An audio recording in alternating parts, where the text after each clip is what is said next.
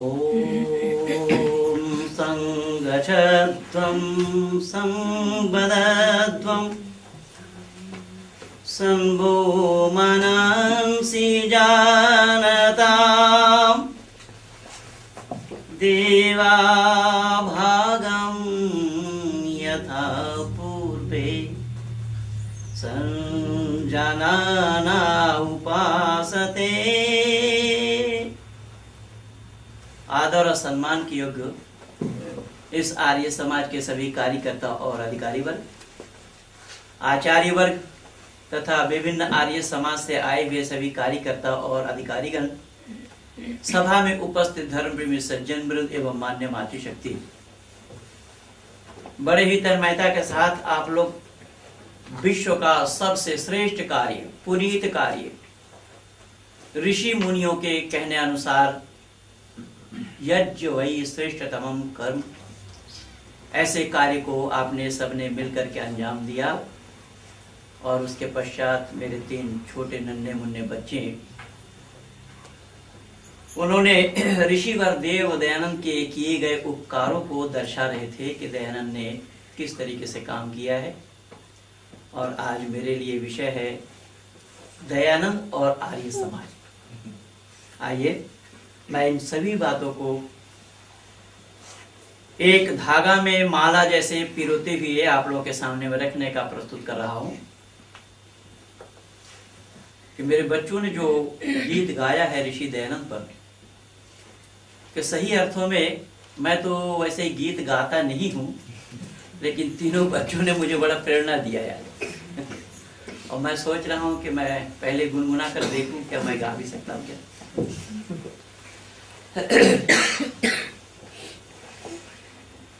ऐ ऋषि मैं क्या बताऊं, तुमने क्या क्या कर दिया, कतरा को दरिया किया, दरिया को कतरा कर दिया। पता नहीं बात आप लोगों को समझ में आ रही है नहीं, लेकिन गंभीरता से सोचेंगे क्योंकि इसमें कुछ हिंदी के साथ साथ उर्दू के भी अल्फाज मैंने जोड़े हैं।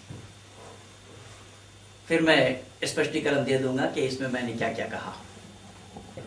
क्या ऐ ऋषि मैं क्या बताऊं, तुमने क्या क्या कर दिया, कतरा को दरिया किया, दरिया को कतरा कर दिया।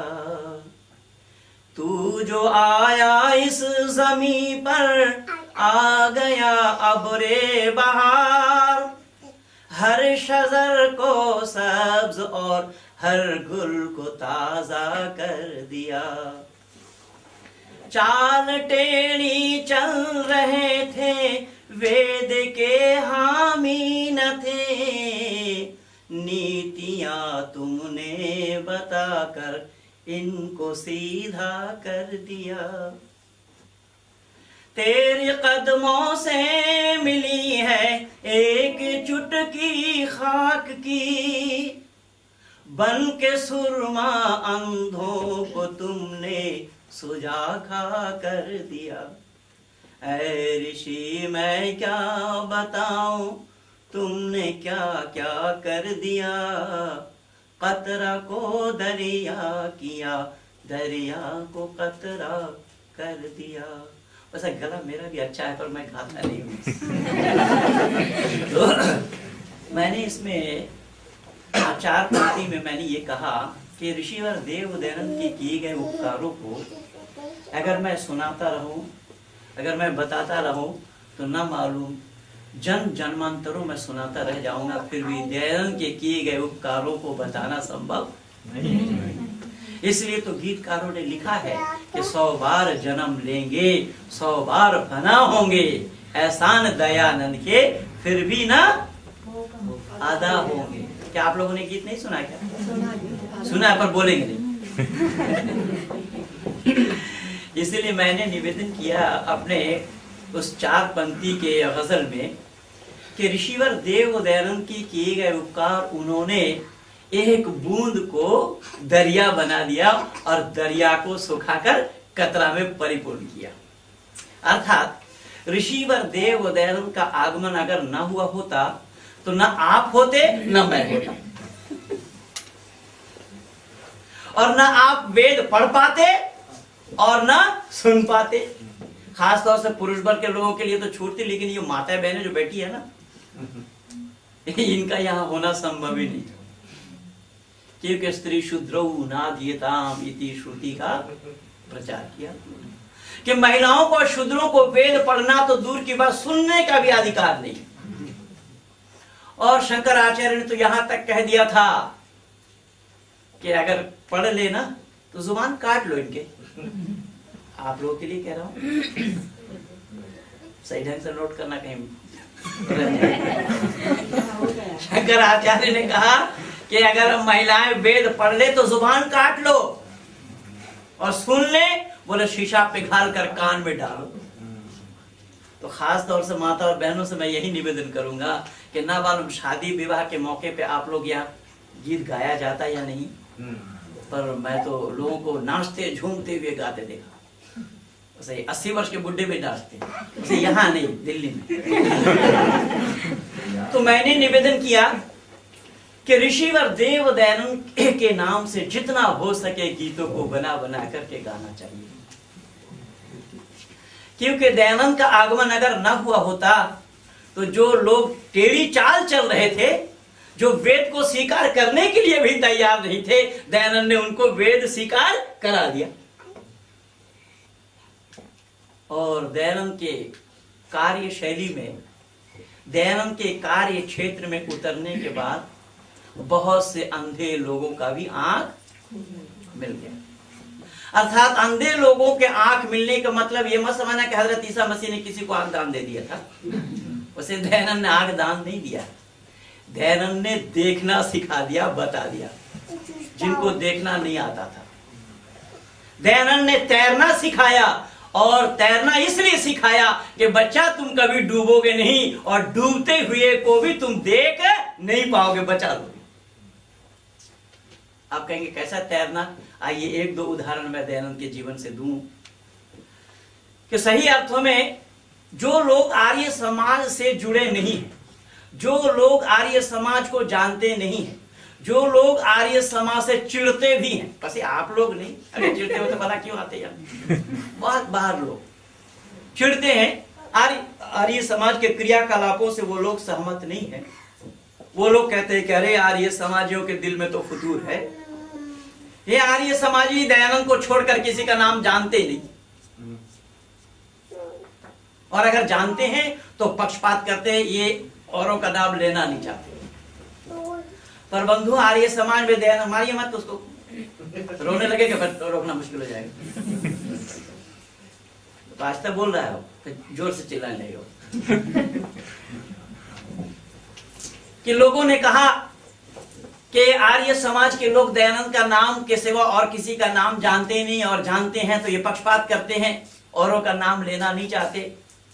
पर बंधुओं, आर्य समाजी दयानंद का नाम जो लेते हैं केवल दयानंद के किए गए उपकारों का ही बखान करते हैं। किसी भी आर्य समाजी को नहीं देखा होगा आप लोगों ने कि कहीं दयानंद के फूल माला चला रहे हैं चित्र पर, कहीं धूप धूनी दिखाया जा रहा हो, ऐसा नहीं होता, हमारे यहाँ मना है।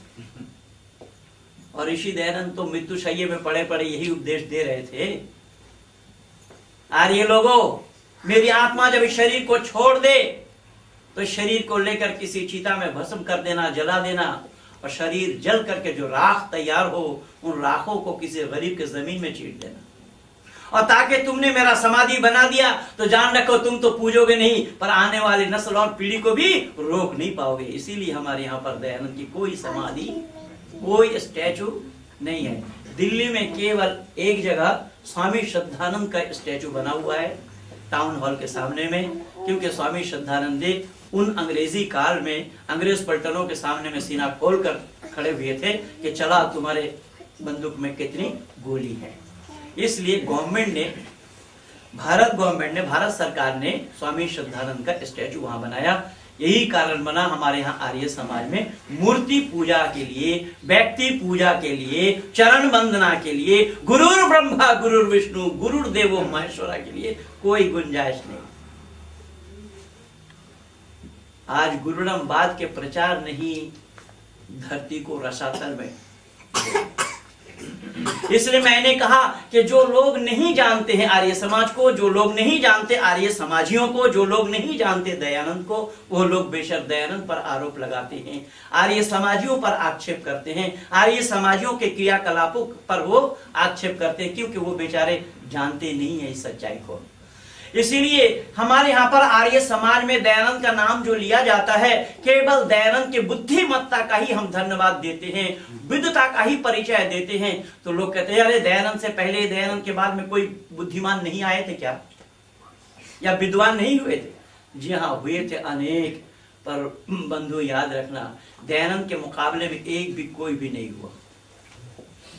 आप कहेंगे कैसा? तो देखिए मैं 2-4 उदाहरण दे रहा हूं। ऋषि दयानंद भारत में घूमते घूमते महाराष्ट्र प्रांत में पहुंच गए और महाराष्ट्र में पूना के अंदर में उनका प्रवचन हो रहा है। जो प्रवचन हो रहा था दयानंद का, जैसा मैं बोल रहा हूं ऐसे ऋषि दयानंद बोल रहे थे। दयानंद के विचारों से जो लोग सहमत नहीं थे, उन लोगों ने सभा में पत्थर गिराना चालू कर दिया। सभा में पत्थर फेंक रहे हैं। दयानंद के अनुयायी लोग बैठे थे, एक ने पत्थर को चुना, स्वामी जी के पास आए, स्वामी जी आज तो गजब हो गया, क्या बात है, क्यों परेशान हो? स्वामी जी लोग पत्थर फेंक रहे हैं।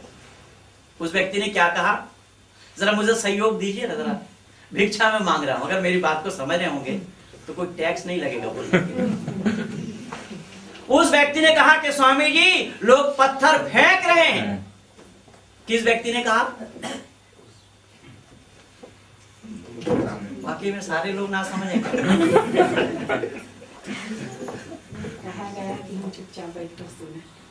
चुपचाप बैठ करके सुने, वो तो पहले कहे थे ना, अब मैं बोल रहा हूं।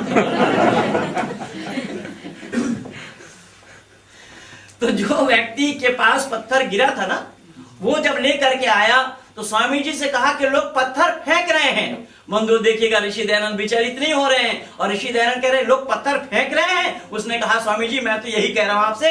स्वामी जी ने कहा अरे मैं तो इन लोगों से यही कहता हूं, ऐ लोगों पत्थर को पूजो मत, वो पूजने की वस्तु नहीं है, वो फेंकने का सामान है। देखा ये दयानंद का बुद्धिमत्ता है।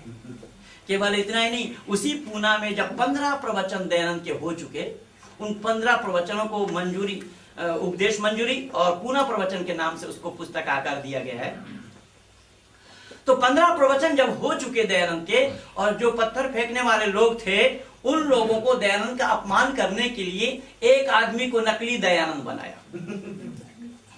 और उसके मुंह में पूरा चूना और काली लगा दिया और उसको गधा के ऊपर बिठाया।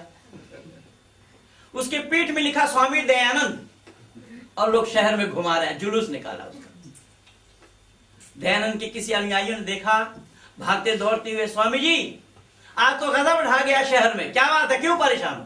स्वामी जी लोगों ने एक आदमी को नकली दयानंद बनाया, उसके मुंह में पूरा चूना और काली लगा दिया, उसको गधा के ऊपर बिठाया, उसके पीठ में लिखा स्वामी दयानंद, लोग जुलूस निकाल कर घूम रहे हैं। बंधु दयानंद का उत्तर देखिएगा। दयानंद कह रहे हैं भाइयों, जो असली दयानंद है वो तो तुम्हारे पास ही सलामत बैठा है, जो दयानंद नकली बनेगा उसकी यही दशा होनी।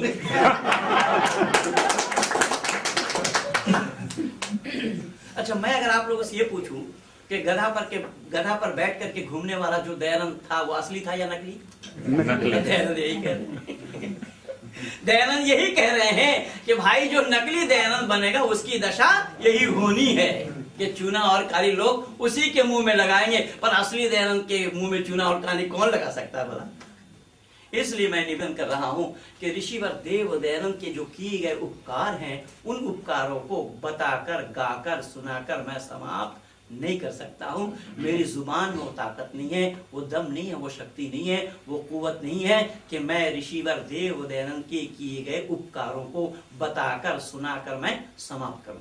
इसीलिए खास तौर से मैं अपने माता और बहनों से यही निवेदन करूंगा कि आप लोग जो गीत गाती हैं शादी विवाह के मौके पे, तो अगर गीत गाना होना आप लोगों को, तो दयानंद के नाम से गीतों को बना करके गाना,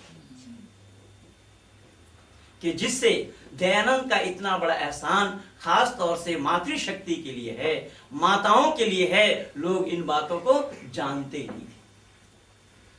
कैसा, तो मैं निवेदन कर रहा हूं, देखेंगे जरा कि लोग फलों का राजा आम को मानते हैं। फलों का राजा किसको मानते हैं लोग? आम को। आपके यहाँ पर भी माना जाता है क्या? नहीं। और हमारे यहाँ पर भारत में आम को फलों का राजा माना जाता है, क्योंकि भारत में लगभग 600 प्रकार के आम होते हैं। एक विदेशी कोई गया भारत में, तो कोई भारतीय टकराया उससे, तो बोले तुम्हारे भारत में क्या बनता है? बोले आम। बोले तुम्हारे देश में क्या बनता है? बोले हमारे देश में भी आम बनता है। फिर उस विदेशी ने कहा तुम्हारे देश में क्या बनता है? बोले आम। बोले हमारे यहाँ संतरा होता है। फिर भारतीय ने कहा हमारे यहाँ सेब होता है। उसने कहा हमारे यहाँ आम होता है। विदेशी ने 50 फल का नाम बता दिया, वो बेचारा आम के पीछे पड़ा रहा। बोले यार तुम्हारे देश में आम के सिवा और कुछ भारत में होता नहीं क्या? बोले अरे आम से पिंड छुड़ाओ पहले। 600 प्रकार के आम है, आम से पिंड नहीं छुड़ा पाओगे। मैंने निवेदन किया कि जैसा फलों का राजा आम है, ठीक उसी प्रकार से मैं देवों का देव देव दयानंद को प्रस्तुत कर रहा हूं। क्यों और कैसा? तो कविता के माध्यम से। देखिए कि लगा जब आम डाली पर, फटी छाती अनारों की, लगे बेचारे पछताने कि हमको कौन पूछेगा। आम जिस समय डाली पर लग गया, अनार का छाती फटने से मतलब ये अनार का दाना एक एक दाना अलग अलग हो जाता है।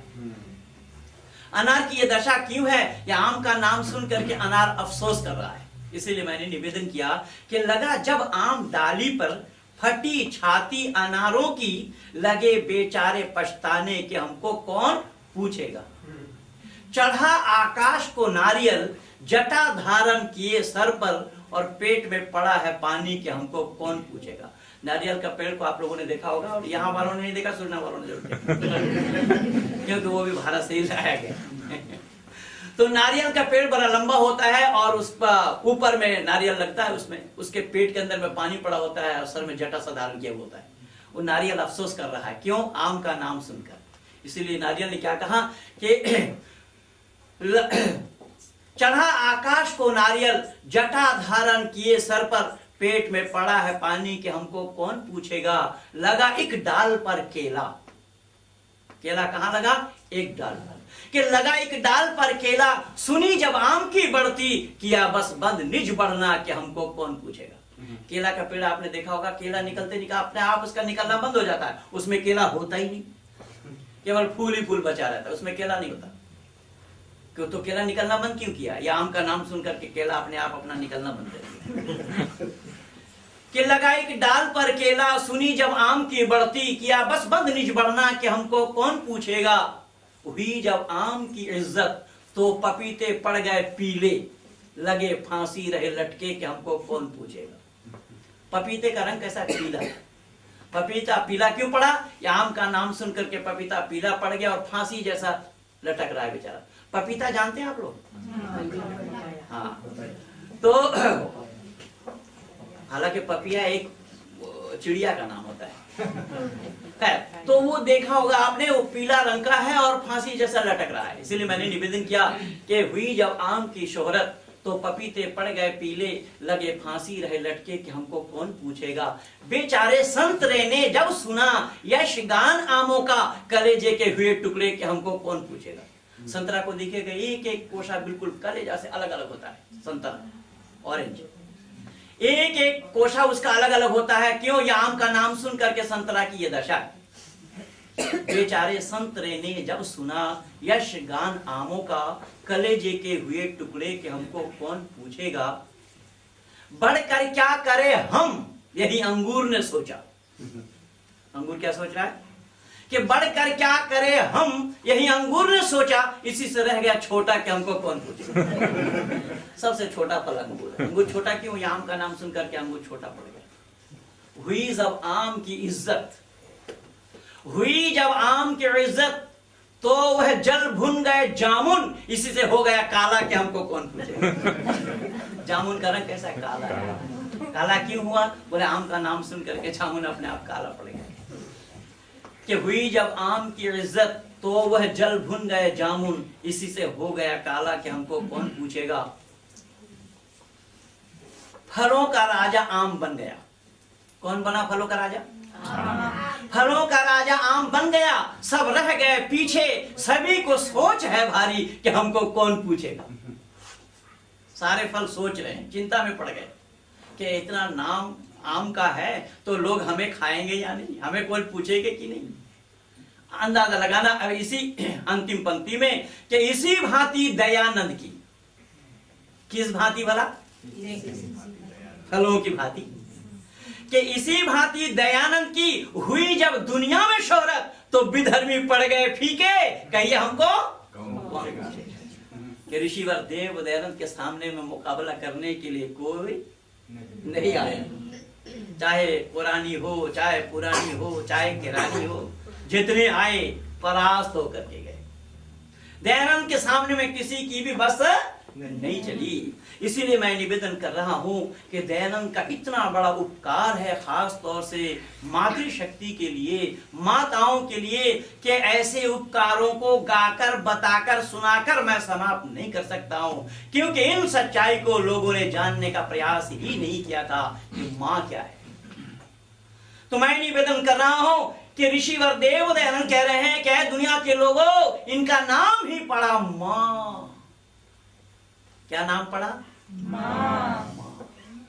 गाय के बछड़ा को कभी देखना, वो ठीक ऐसा ही आवाज निकालता है कि उसके अंदर में वो हृदय का ही दर्द है, उसके हृदय से ही निकलता है। वो साफ शब्दों में कहता मां, क्योंकि मां शब्द के अंदर में वो माया है, वो ममत्व है, वो प्यार है, वो स्नेह है, वो अट्रैक्शन है, वो आकर्षण है, वो वात्सल्यता है कि पूरी दुनिया को कोई एक पल्ले में रखे और अकेली मां को दूसरी पल्ले में रखे तो मां का पल्ला। तो पितावर के लोग कहीं मेरे ऊपर असंतुष्ट मत कि मां का पल्ला धरती से भी भारी है। और शास्त्रकारों ने कहा कि पिता नाराज ना हो कि मां का वजन इतना है कि धरती से भी भारी है। पूरी धरती को अगर एक पल्ले में रखा जाए, दूसरे पल्ले में अकेली मां को रखा जाए, बोले मां का पल्ला भारी है, बोले पिता को नाराज होने की आवश्यकता नहीं है। पिता की मर्यादा है आकाश से भी ऊंचा। पिता का मर्यादा क्या है? इसलिए हमारे नौजवान साथी जो मित्र मंडली बैठे हुए हैं, जिनके घर में आज भी माता पिता बैठे हुए हैं, ऐसे माता पिता का अनादर होने न देना। ऐसे माता पिता को कभी भी अपशब्द न कहना। ऐसे माता पिता को कभी भी अपनी जुबान से कटु वाक्य न बोलना।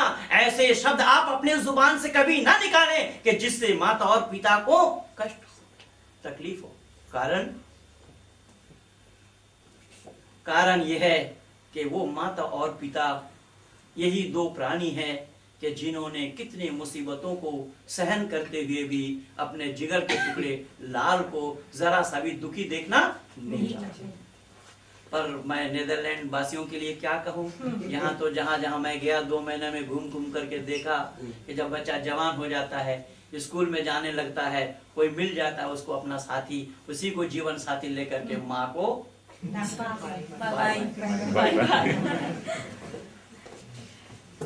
पिता को अंगूठा दिखा देता है। ये मानवता पर कुठाराघात है। इन बातों को किसी ने जाना, इन बातों को किसी ने परखा, उस ऋषि का सरपरिणाम ऋषि दयानंद। ऋषि दयानंद कह रहे हैं क्या है लोगों, इस माँ के मर्यादा को जानो तो सही। बोले माँ के अंदर में वो माया है, वो ममत्व है, वो प्यार है, वो वात्सल्यता है, वो स्नेह है, वो आकर्षण है, वो अट्रैक्शन है कि पूरी दुनिया को एक तरफ रखो, अकेली माँ को दूसरी तरफ रखो। बोले माँ का पल्ला भारी होगा। बोले कैसा? आइए मैं प्रमाण दे रहा हूँ। एक बच्चा अपने घर से कमरे से निकल करके आंगन में खड़ा हुआ और आंगन में खड़ा होकर के उसने ऊंची गर्दन करके आकाश की तरफ देखा। बात आप लोगों को समझ में आ रही है क्या? जी हाँ, वो तो सारे समझदार लोग बैठे हैं, वो मैं भी जानता हूँ। तो कई बार चूक जाते हैं, आप बोलने में कंजूसी कर जाते हैं, इसीलिए मुझे भी गुस्सा आता है। तो मैंने निवेदन किया, वो बच्चा कमरे से निकल करके आंगन में खड़ा हुआ और आकाश में गर्दन ऊंची करके उसने देखा तो आकाश में उसे चांद नजर आया। क्या नजर आया? चांद।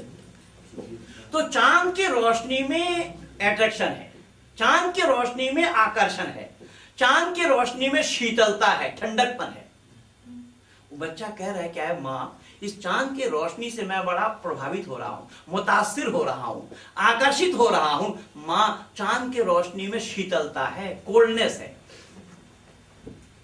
तो मेरी हार्दिक इच्छा यह है माँ, मैं इस चांद की रोशनी के साथ, चांद के प्रकाश के साथ, चांद के लाइट के साथ मैं तेरा तुलना करूं। माँ का तुलना बेटा किससे करना चाह रहा है बंधु? चांद से।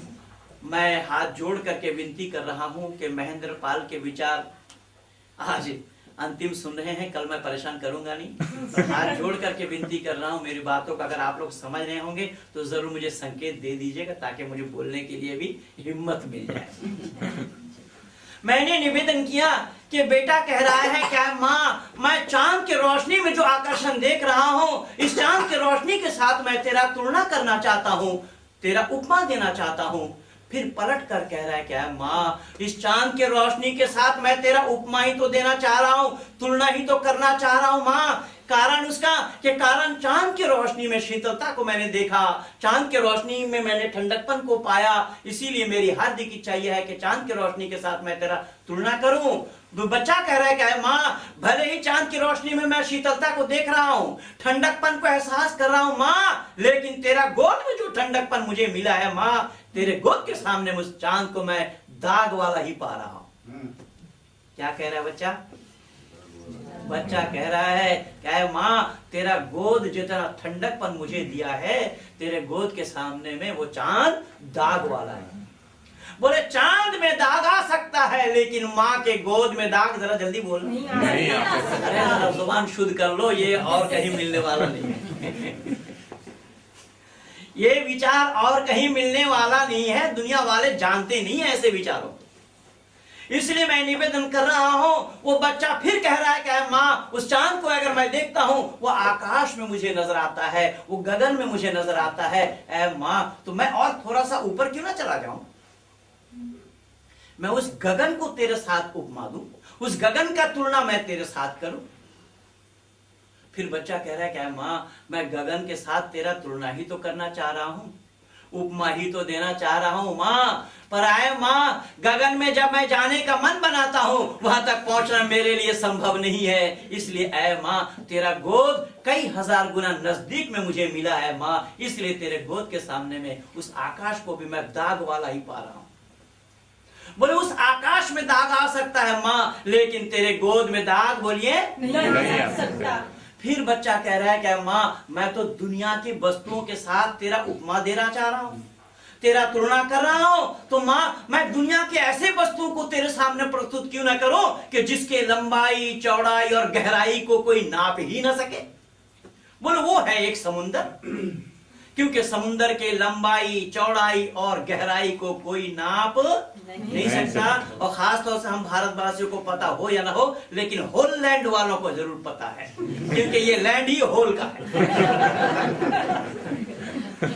मैं निवेदन कर रहा हूं कि बच्चे ने क्या कहा, बच्चे ने कहा कि माँ, मैं दुनिया के उन वस्तु को तेरे साथ तुलना करना चाह रहा हूं कि जिसके लंबाई, चौड़ाई और गहराई को कभी किसी ने नाम नहीं पाया। बोले वो है सागर। वो क्या है? सागर। समुद्र। बोले समुद्र की लंबाई, चौड़ाई को, गहराई को कोई नाप नहीं पाया। पर आए माँ, मैं समुद्र के साथ तेरा तुलना ही तो करना चाह रहा हूँ। पर माँ, जब समुद्र के पानी को मैं पीना चाहता हूँ ना, वो पानी मेरे लिए पीना संभव नहीं है, क्योंकि वो खारा पानी है, नमकीन पानी है। ऐ माँ, उस पानी को मैं पी नहीं सकता। तेरे गोद में बैठ करके माँ, मैं पानी नहीं, अमृत का पान किया। माँ के गोद में बच्चा क्या पान करता है? अमृत, जो जीवन दान देता है बच्चे का। माँ का दूध बच्चे का जीवन दान देता है। वैसे नीदरलैंड वालों के साथ क्या है मुझे नहीं मालूम, आज तो सब बोतल कंपनी बन रहे हैं। माँ दूध पिलाती नहीं आजकल, हाँ पिलाना चाहिए।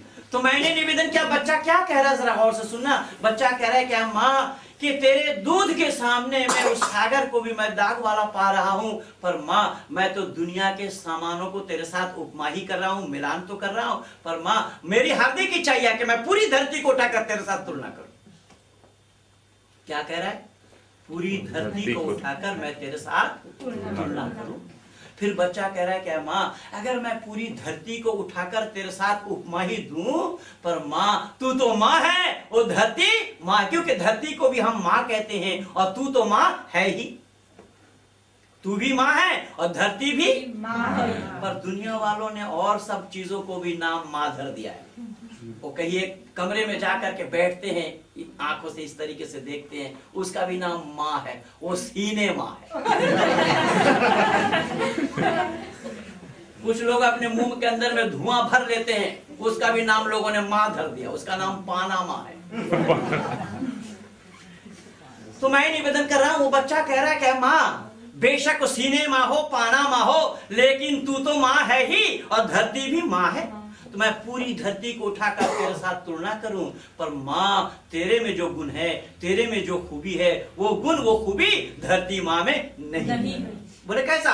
बोले ऐसा क्या है माँ, जब मैं बोलना नहीं जानता था तो तुतली तुतली भाषाएं बोल बोल करके मुझे बोलना सिखाई है माँ, ये खूबी धरती माँ में नहीं है। बोले माँ जब मैं चलना नहीं जानता था तो लगड़ी लगड़ी चालें चल चल करके मेरा उंगली पकड़ करके मुझे चलना सिखाई है माँ, इसलिए मैं निवेदन कर रहा हूँ कि ऐ माँ कि धरती माँ में भी ये खूबी नहीं है। धरती माँ न मुझे चलना सिखा पाती और न मुझे बोलना सिखा पाती, ये गुण तो तेरे में है। इसीलिए वैदिक संस्कृति को सामने रख करके ऋषिवर देवदत्त ने कहा माता निर्माता भवती। निर्माण कौन करती है? माँ। इसीलिए दयानंद ने कहा माँ शब्द के अंदर में वो अट्रैक्शन है, वो आकर्षण शक्ति है कि पूरी दुनिया पे एक तरफ करो और अकेली माँ पे एक तरफ करो, फिर भी माँ का पल्ला भारी होगा। इसीलिए बच्चा कह रहा है क्या है माँ, मैं दुनिया की किसी वस्तुओं को तेरे साथ अगर उपमा ही देना चाहूंगा, पर माँ वो तो उपमा है और तू माँ है, माँ के साथ कभी भी उपमा फिट होने वाला बोलिए नहीं। माँ तो माँ है और उपमा तो उपमा है। बहन राधा जी वो उपमा उसको मत समझना जो खिलाती है मुझे कोई चूड़ा वाला, उसको भी लोग उपमा कहते हैं हमारे भारत में, महाराष्ट्र और मध्य प्रदेश आदि में। तो मैंने निवेदन किया कि बच्चा कह रहा है क्या माँ तू तो माँ है और दुनिया की सभी वस्तुएं उपमा है, तो माँ के साथ उपमा कभी भी फिट होने वाला नहीं है। यही कारण था कि ऋषिवर देवदत्त ने आर्य समाज की स्थापना करके ऋषिवर देवदत्त ने मातृशक्ति का जो अपमान हो रहा था, मातृशक्ति को अपमान होने से दयानंद ने बचाया है। और दयानंद ने कहा ऐ दुनिया के लोगों, मातृशक्ति का अपमान होने मत देना। आदि गुरु शंकर ने कहा कि स्त्री शूद्रो नाधीयताम इति श्रुति, और आदि गुरु शंकराचार्य को लोगों ने वेद उद्धारक कहा। अब वेद का उद्धार कैसे हुआ ये मैं नहीं जानता, अब वेद में कहीं आया ही नहीं ये स्त्री शूद्रो नाधीयताम शब्द, ये वाक्य वेद में कहीं आया ही नहीं है। और आदि गुरु शंकर कह रहे हैं कि स्त्री शूद्रो नाधीयताम, और अंतिम में उनको इति श्रुति कहा कि ये वेद है, जबकि वेद में ये कहीं आया ही नहीं। ऋषि दयानंद कह रहे हैं अरे मातृशक्ति का इतना बड़ा अनादर, मातृशक्ति का इतना बड़ा अपमान, जो मां निर्माण करने वाली है, जो परमात्मा निर्माण करता है ऐसे ही निर्माण मां करती है। परमात्मा का निर्माण मां के पेट में अंधेरे में होता है और मां का निर्माण बाहर में होता है।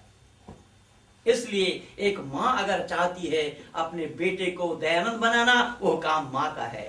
एक मां अगर चाहती है अपने बेटे को विवेकानंद बनाना, वो काम मां का है। एक मां अगर चाहती है हिटलर बनाना, वो काम मां का है। पर यहां नहीं चलेगा शायद। एक मां अगर चाहती है ईश्वर चंद्र विद्यासागर बनाना, वो काम मां का है। एक मां अगर चाहती है कि सुभाष चंद्र बोस बनाना, वो काम मां का है। एक मां अगर चाहती है फूलन देवी बनाना, वो भी काम मां का है। फूलन देवी को जानते हैं आप लोग? नहीं। फूलन देवी का नाम सुना है आप लोगों ने? दस्यु सुंदरी कहा जाता था, मान लिया उसको लोगों ने दस्यु सुंदरी। पर बंधु मैं ये नहीं समझ पाया कि एक डाकू महिला, एक दस्यु महिला, जो दस्युओं का सरगना, ऐसे डाकू महिला को हमारे भारत के लोग देवी कह रहे हैं। ऐ बंधु मैं तो यही नहीं समझ पाया कि एक डाकू महिला अगर देवी है तो माँ दुर्गा क्या है? चुड़ैल? समझ में नहीं आया कि मामला क्या है, क्या चाहते हैं। तो मैंने निवेदन किया कि ऋषि कह रहे हैं, दयानंद कह रहे हैं, दुनिया के लोगों, मातृशक्ति का अनादर होने मत देना। माँ की मर्यादा को समझो, माँ की मर्यादा को जानो, क्योंकि माँ अगर न होती तो तुम्हारा निर्माण करने वाला पिता के द्वारा नहीं होता। पिता के द्वारा निर्माण नहीं होता। पिता बाहर का काम संभालते हैं और माँ घर का काम संभालती है। गाड़ी के दो पहिए हैं, दो चक्का है, पर हाँ एक चक्का अगर साइकिल का लगाएंगे, दूसरा ट्रैक्टर का लगाएंगे फिर तो गाड़ी चलना मुश्किल। इसलिए दोनों चक्के का बैलेंस सही होना चाहिए। अगर डिसबैलेंस हो जाए, वैसे ही यहाँ तो खूब मामूली बात है कब डिसबैलेंस हो जाए, यहाँ तो खूब मामूली बात है कि कब डिसबैलेंस हो जाए। खैर, मैं आप लोगों का दिल दुखाना नहीं चाहता।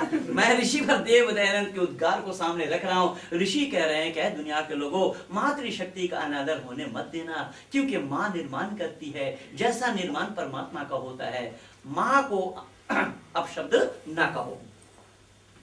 ऋषि कह रहे हैं कि इसलिए वो दुनिया वाले जानते नहीं हैं। जिन लोगों ने स्त्री शूद्रो नाधीतामिति श्रुति कहा, उन लोगों को मालूम नहीं। दयानंद ने वेद से ही ढूंढ करके दिया, दयानंद ने वेद से ही निकाल करके दिया। क्या है दुनिया के लोगों, देखो देखो, वेद मुकद्दस में भी परमपिता परमात्मा ने स्वयं मातृशक्ति का गुणगान गाया है। स्त्री ब्रह्मा बभूविता शब्द आया वेद के अंदर।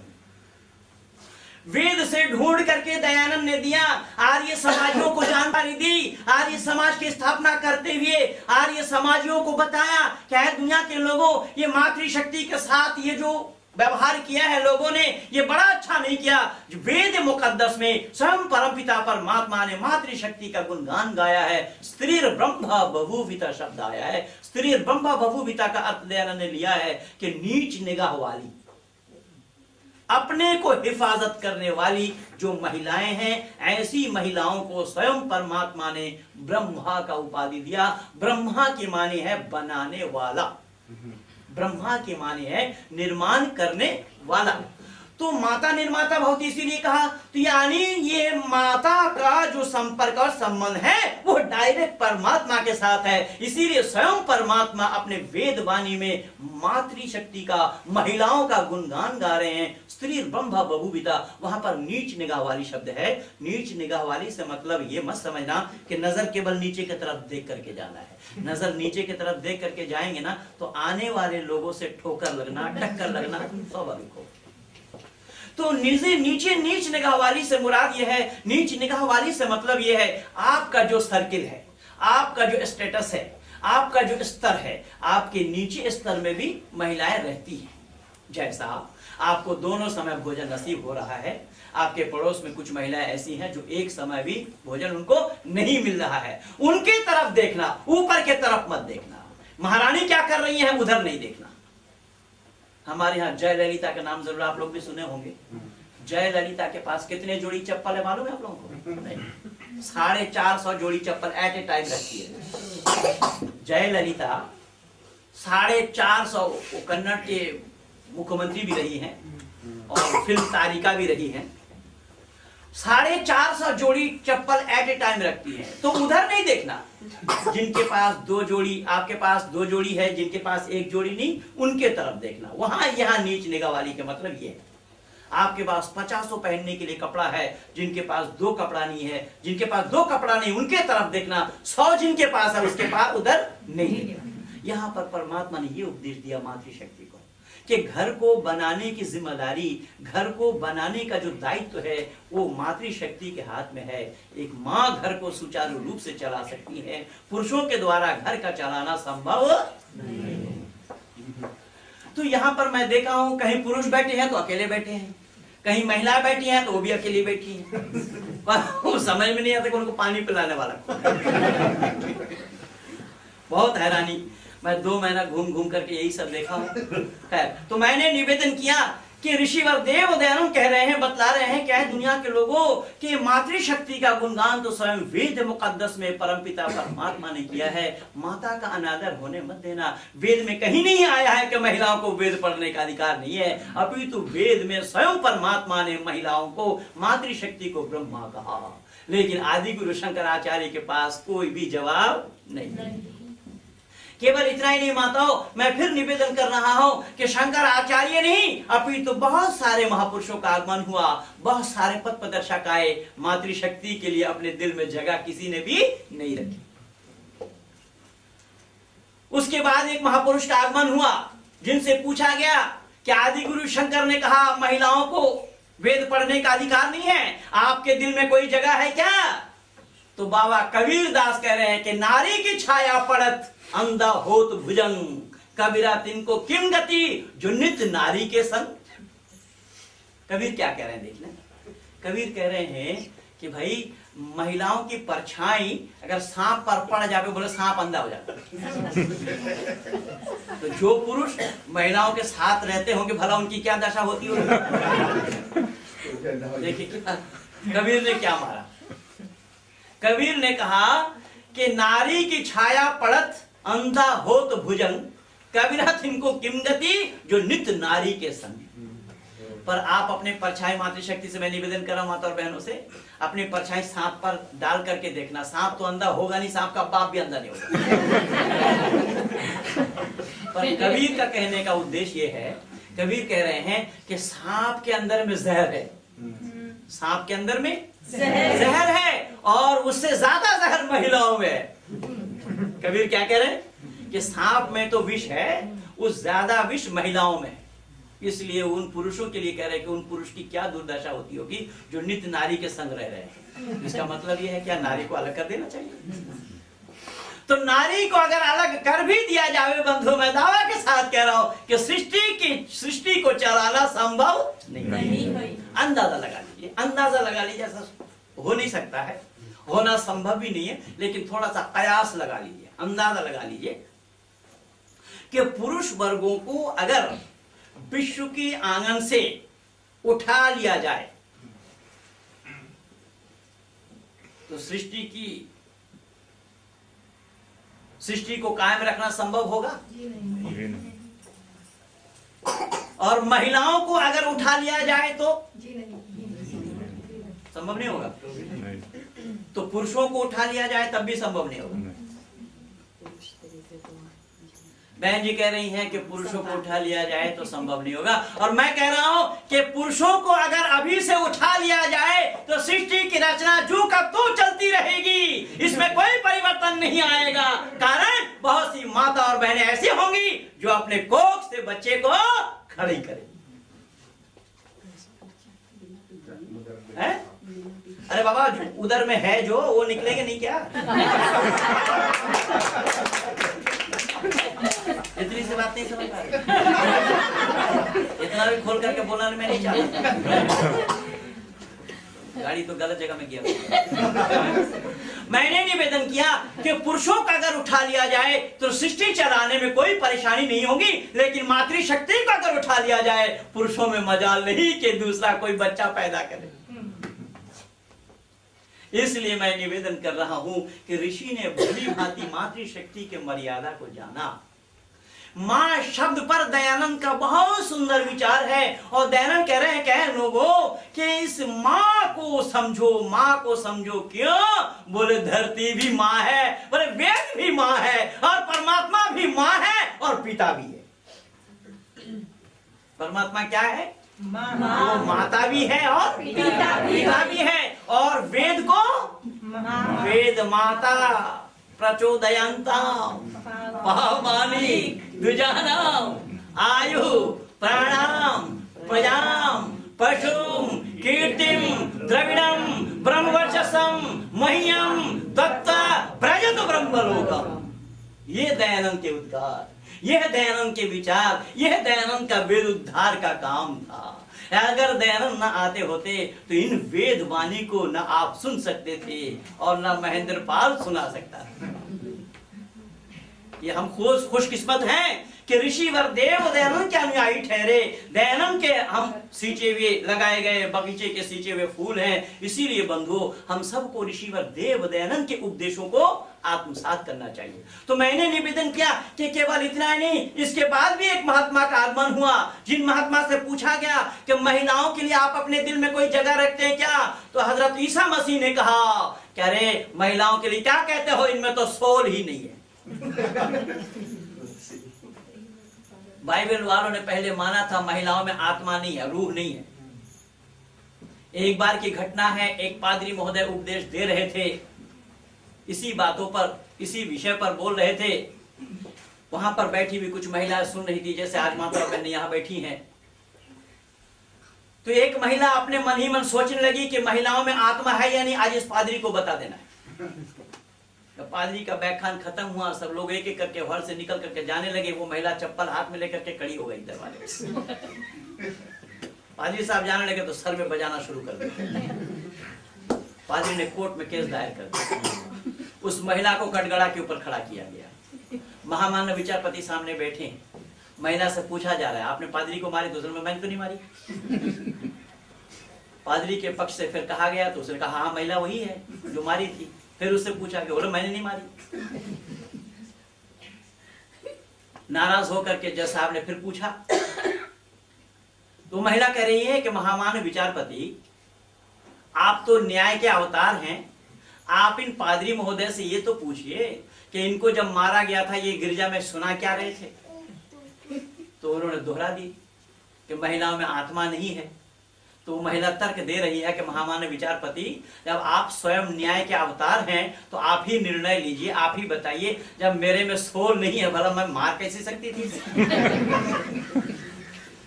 उसके बाद से बाइबल को उन बातों को हटाना पड़ा।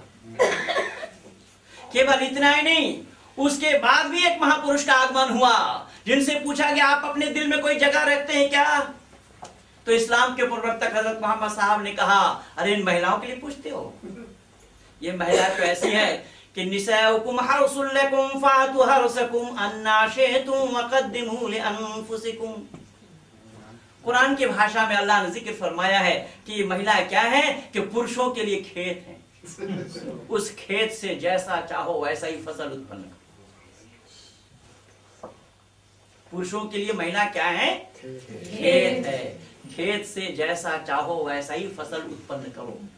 तो जब मैं इसके ऊपर अपना थोड़ा सा दिमाग लड़ाया तो मुझे यह सूझा कि हो सकता है यहाँ अच्छा से अच्छा संतान बनाने के लिए उपदेश दिया गया हो, खेत समझा गया, क्योंकि वेद में भी बीजम शब्द आया नारियों के लिए। तो जब इसमें मैं नजर दौड़ाया मुझे ऐसा लगा हो सकता है अच्छा से अच्छा संतान बनाने के लिए कहा गया हो। लेकिन उसके दूसरे आयत में क्या कहा गया कि लिबासुल लकुम व अंतुम लिबासुल लहुन्ना अलिमल्लाहु अन्नकुम कुंतुम तख्तनून अनफुसकुम। कि स्त्री और पुरुष दोनों क्या है कि लिबासुल लकुम व अंतुम लिबासुल लहुन्ना। लिबास माने परिधान, पहरावा। कि स्त्री और पुरुष, पति और पत्नी एक दूसरे के पहनावा है, एक दूसरे के पहनने का कपड़ा है। अच्छा बंधु जरा विचार करके बतलाना कि पहनने का कपड़ा है तो जब कपड़ा गंदा हो जाता है क्या करते हैं? फेंक देते हैं। धोने धाने का काम नहीं होता। आप लोग तो सारा काम मशीन से करते हैं, मशीन में डालते नहीं 1 दर्जन कपड़ा। तो कई बार मैंने देखा हमारे भारत में होता है कि महिलाएं कपड़ा धोती हैं और जो कपड़ा ज्यादा गंदा हो जाता है ना तो डंडा से कूटने पीटने ना, और कई बार गर्म पानी में भी डुबोया जाता है। तो क्या स्त्री और पुरुष दोनों में ऐसा ही बर्ताव किया जाए? तो लिबासुल लकुम व अंतुम लिबासुल लहुन्ना कहा कुरान में। अच्छा मान लिया कि नहीं हम गर्म पानी भी नहीं लगाएंगे, डंडा से भी मारेंगे नहीं, बहुत यत्न के साथ आराम से धोएंगे और धो करके जब कपड़ा को ब्लीचिंग में डालेंगे, रिवाइव में डालेंगे और फिर सूखने के लिए देंगे, और वो कपड़ा जब सूख करके तैयार होगा फिर क्या करेंगे आप? गरम होगा या ठंडा?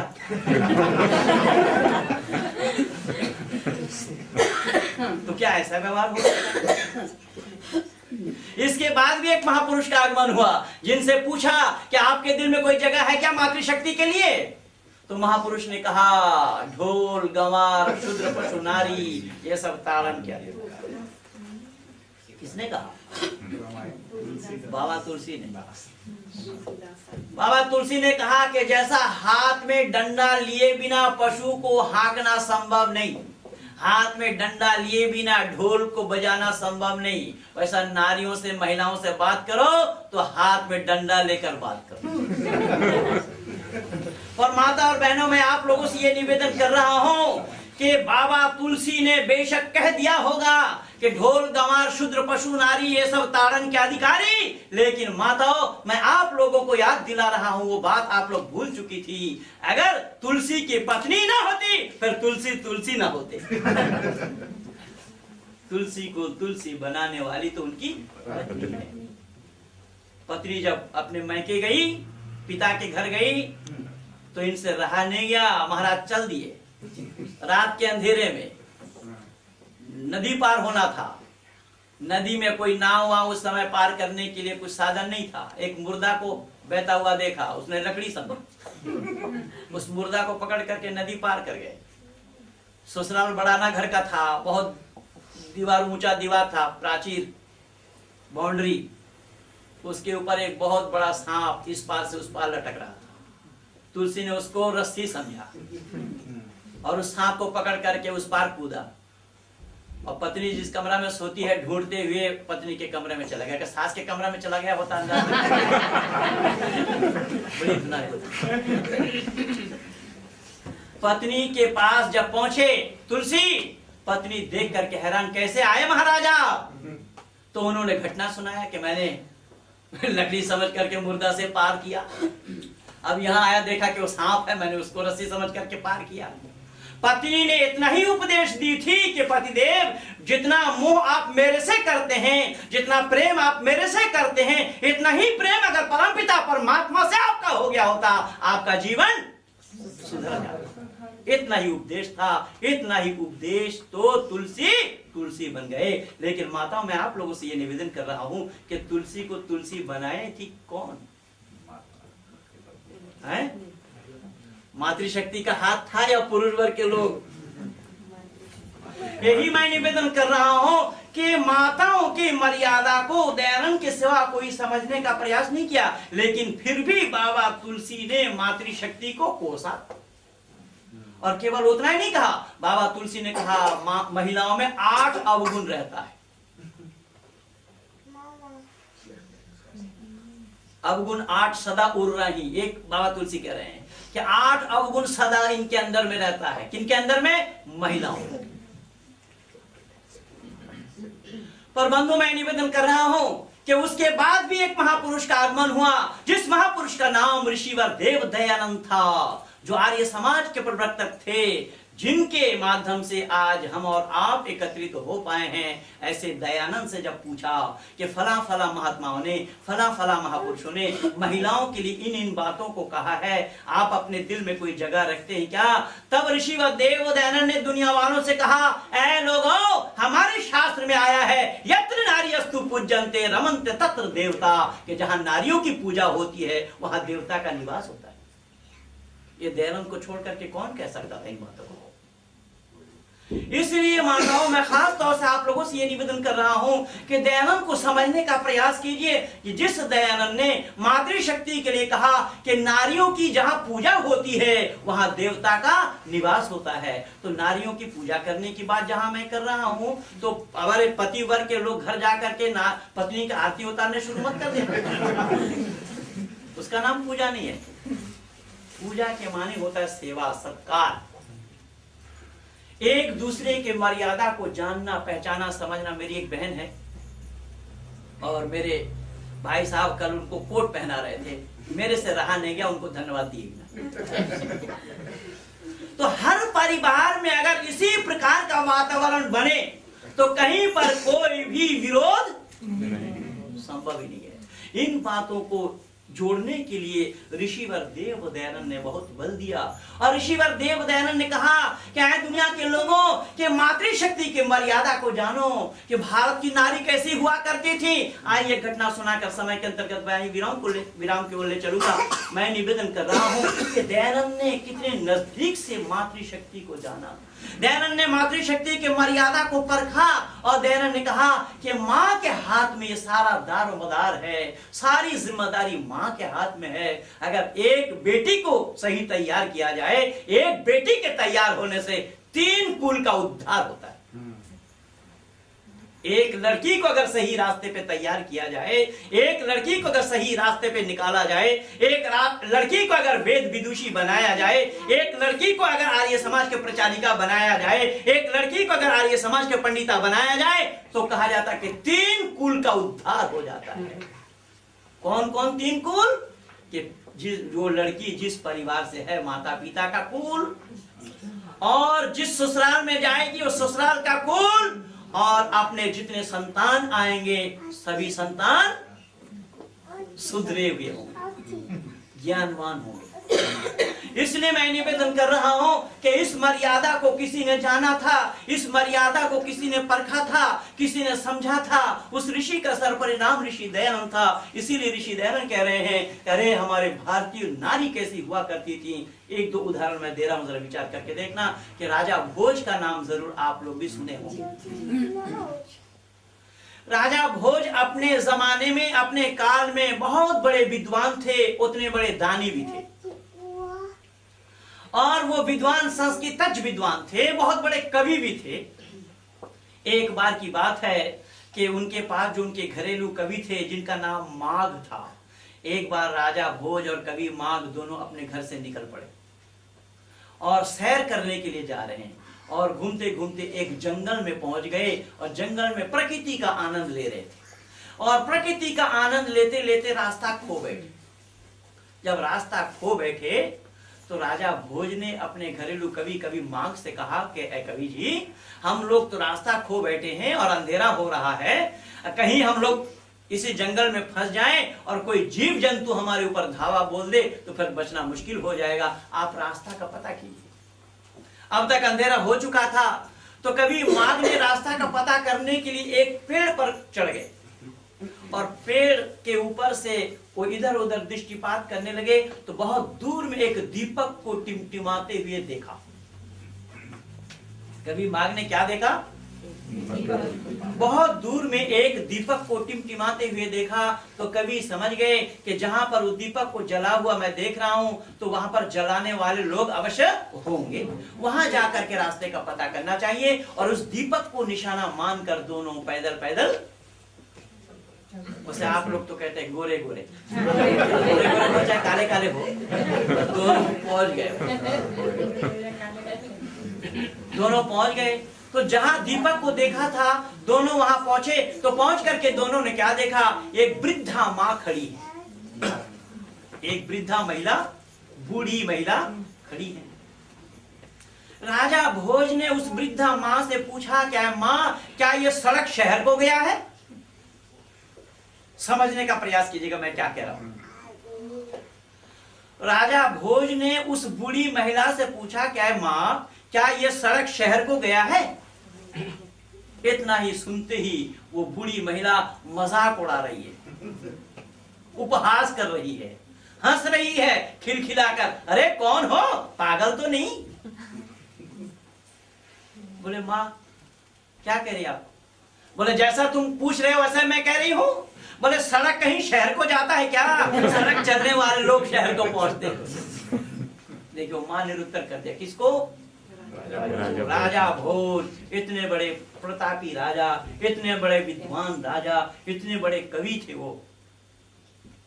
कवि मां, राजा ने अपने को संभाला, अपने को संभाल कर इशारा किया कवि मां की तरफ कि इस मां का जवाब तो दो। मां पूछ रही, कौन हो, पागल तो नहीं हो गए? सड़क शहर को जाता है, चलने वाले लोग शहर को जाते हैं, सड़क नहीं पहुंचता। कवि माघ अपने को संभाला, अपने को संभाल कर कह रहा है, क्या मां, हम तो मुसाफिर हैं। क्या कह रहे हो? मुसाफिर के मानी अतिथि, मुसाफिर के मानी सफर करने वाला। फिर भी वो मां मजाक उड़ा रही है, खिलखिलाकर हंस रही है, और हंसते हुए कह रही है, अरे मुसाफिर हो तुम कहां के मुसाफिर? मुसाफिर तो विश्व के आंगन में केवल 2 ही होते हैं, एक सूर्य, दूसरा चंद्रमा। तुम कहां के मुसाफिर? कैसे मुसाफिर? मां निरुत्तर। फिर राजा ने अपने को संभाला और राजा ने उस मां से कहा, ऐ मां, हम तो राजा हैं। फिर मैं मां मजाक उड़ा रही, खिलखिलाकर हंसते हुए कह रही है, अरे राजा, तुम जैसे फटीचर राजा कब से होने लगे? बोले राजा तो विश्व के आंगन में केवल दो ही होते हैं, एक होता है इंद्रराज और दूसरा होता है यमराज। तुम कहां के राजा हो? फिर दोनों निरुत्तर, दोनों के पास कोई जवाब नहीं।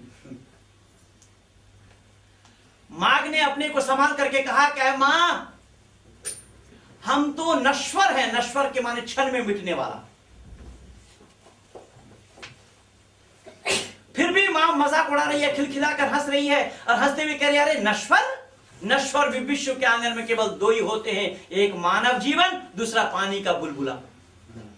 पानी का बुलबुला समझते? पानी जब वर्षा के समय पानी के ऊपर पानी पड़ता है ना, तो वो गोल बन जाता है, गुब्बारा सा बन जाता है, और वो कब फूट जाता है उसका पता नहीं। और मानव शरीर भी ऐसा ही है कि कब मर जाए कोई पता नहीं है। इसलिए हमारे शास्त्रकारों ने कहा, युवैव धर्मशीलः स्वाद नित्यम खुलु जीविताम को ही जानाति कस्याद मृत्यु कालो भविष्यति, कि युवावस्था से ही धर्म का पालन करना चाहिए। क्यों? ये किसी को भी पता नहीं कि किसकी मौत किस घड़ी उपस्थित हो जाए।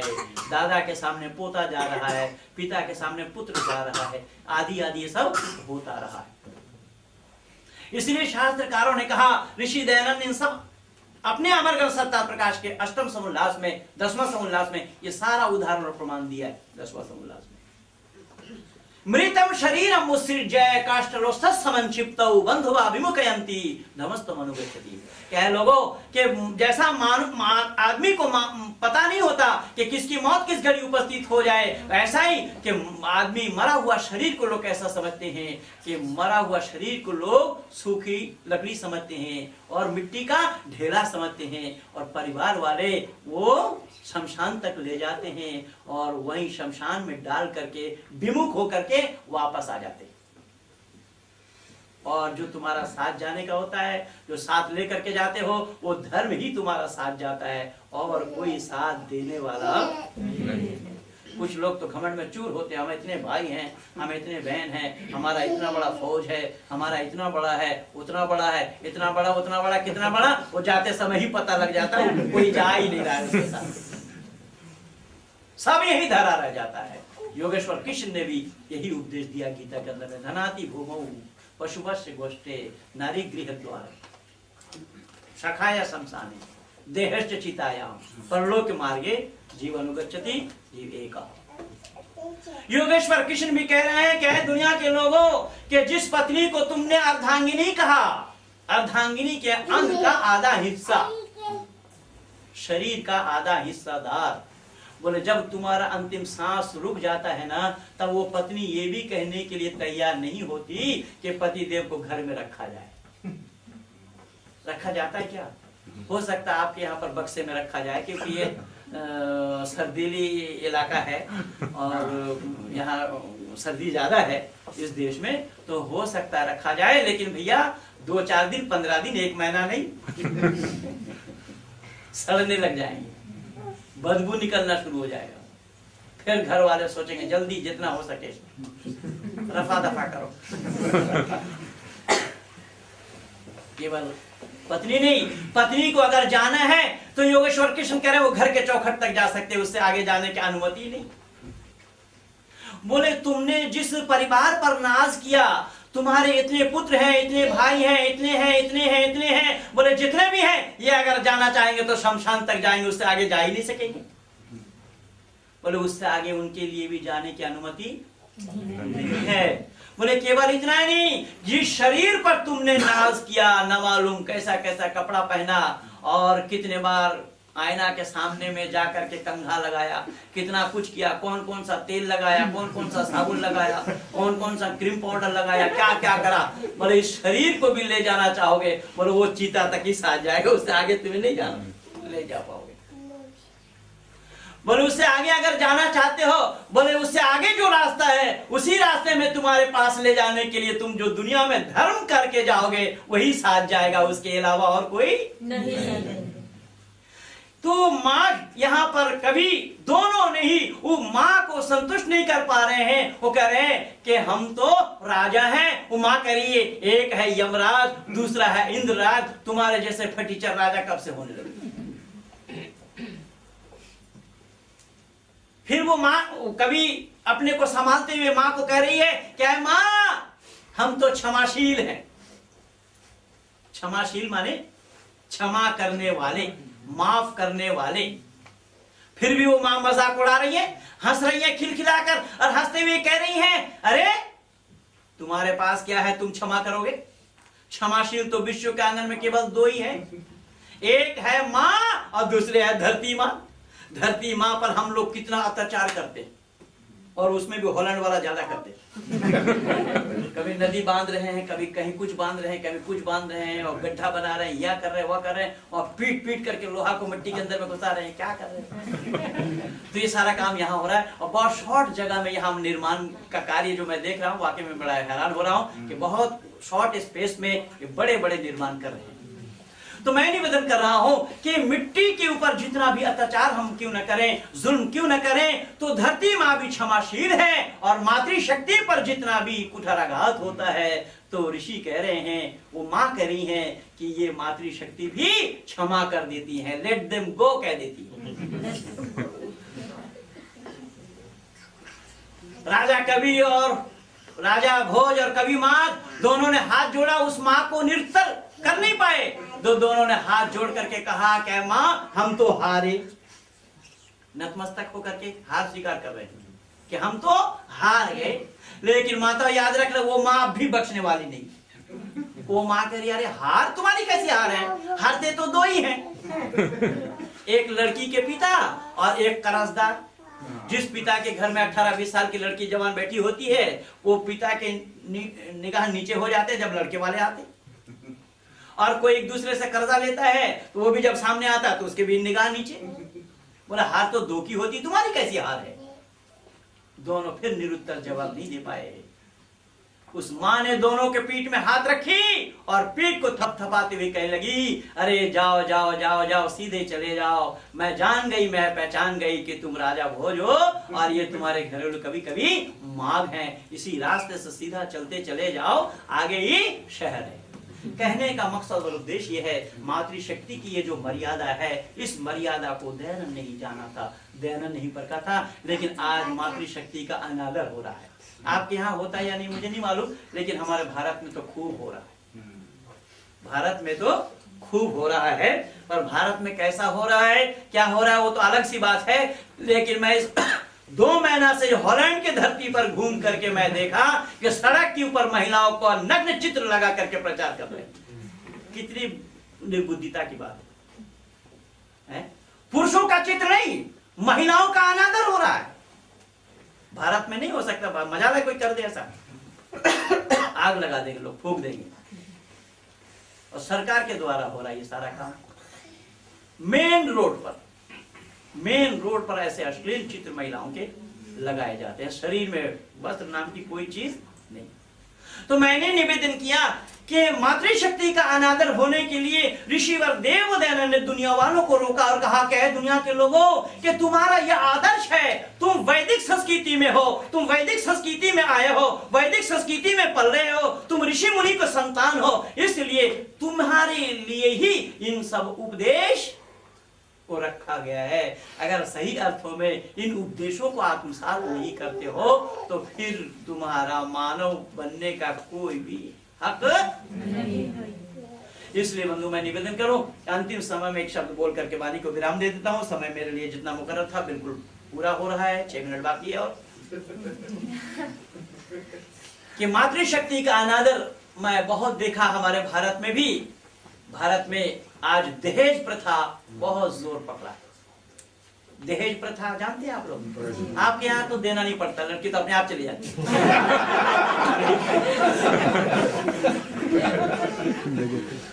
कई परिवार में मैं गया तो ऐसा ही देखा। कई परिवार में मैं गया, कई बता रहा हूँ, 1-2 नहीं, कई परिवार में मैं गया, ऐसा ही पाया मैं। कुछ लगा नहीं, वो अपने आप गई। खैर, तो दहेज प्रथा बहुत कोड़ बन गया आज समाज में।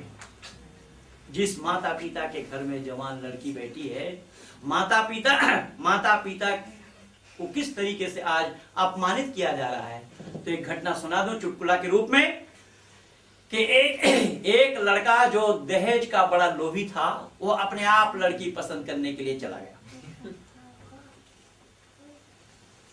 तो जिस परिवार में लड़की देखने के लिए गया तो उस लड़की के पिता से उसकी मुलाकात हो गई। तो उसने कहा कि लड़की दिखाइए। बोले हाँ लड़की दिखाएंगे, आओ बैठो खाओ पियो आप। तो उसको आदर जत्न करने लगे। तो बोले अच्छा आप अपने लड़की को दिखाने से पहले ये बताइए कि लड़की के दहेज में कुछ देते भी हैं आप? बोले हाँ हमारे परिवार का नियम है, हमारे लड़की जितने साल की है उतने 1000 हम देते हैं। यानी 18 साल की लड़की 18,000, 20 साल की लड़की 20,000, 25 साल की लड़की 25,000, 30 साल की लड़की 30,000। तो उसने कहा कि 60-70 साल की भी कोई लड़की है क्या?